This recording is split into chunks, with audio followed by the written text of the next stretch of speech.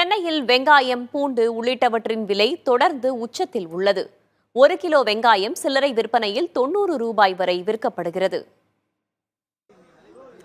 ஒன்று இறங்கினால் ஒன்று கூடும் என்பது போல தக்காளி விலை உச்சத்தில் இருக்கும் பொழுது வெங்காயம் குறைவாக இருக்கும்.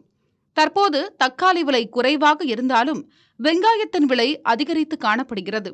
வெங்காயம் மொத்த விலையில் 1 கிலோ 70 இருக்கிறது. சில்லறையில் 90 ரூபாயாக உள்ளது. அதேபோல பூண்டு விலை கிலோ 400 ரூபாயாக இருக்கிறது. பூண்டு உற்பத்தி கடந்த 2 ஆண்டுகளாகவே குறைவாக உள்ளது. விளைச்சல் குறைந்துள்ளதால் பூண்டின் விலை அதிகரித்துள்ளதாக வியாபாரிகள் தெரிவிக்கின்றனர். தமிழகத்தை பொறுத்தவரையில் பூண்டு வட மாநிலங்களிலிருந்துதான் அதிகமாக கொண்டு வரப்படுகிறது. மத்திய பிரதேசம் உள்ளிட்ட மாநிலங்களிலிருந்து பூண்டு தமிழகத்திற்கு இறக்குமதி செய்யப்படுகிறது. புதிய பூண்டு வரும் ஜனவரி மாதத்தில்தான் கிடைக்கும். அதுவரை பூண்டின் விலை குறைவதற்கு வாய்ப்பே இல்லை. சென்னை கோயம்பேடு சந்தையை பொறுத்தவரையில் முருங்கைக்காய், இஞ்சி உள்ளிட்ட காய்கறிகளின் விலை மிக அதிகமாக உள்ளது. 1 கிலோ முருங்கைக்காய் 200 ரூபாய்க்கு விற்பனை செய்யப்படுகிறது.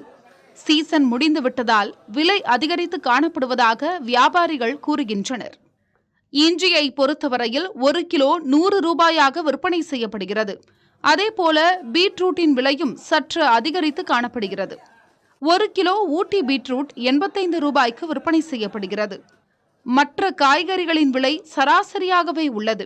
தக்காளி 1 கிலோ 30 ரூபாய்க்கு விற்பனை செய்யப்படுகிறது. உருளைக்கிழங்கு 35 ரூபாய்க்கும், பீன்ஸ் 45 ரூபாய், கத்திரிக்காய் கிலோ 30 ரூபாய் என்ற விலையில் விற்பனை செய்யப்படுகிறது. அவரைக்காய் விலை குறைந்துள்ளது. 1 கிலோ 30 ரூபாய்க்கு விற்பனை செய்யப்படுகிறது. நூக்கல் கிலோ 40 ரூபாய்க்கு விற்பனை செய்யப்படுகிறது. புதிய தலைமுறைக்காக செய்தியாளர் சுரேஷ்குமார்.